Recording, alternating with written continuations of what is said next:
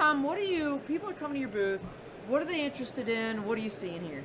We are talking to customers today about how this spring, this summer, we'll be putting prototype ACAS solutions for collision avoidance on their aircraft. And we're soon to be certified with an ADS-B in-out MODAS transponder from the FAA. Wow.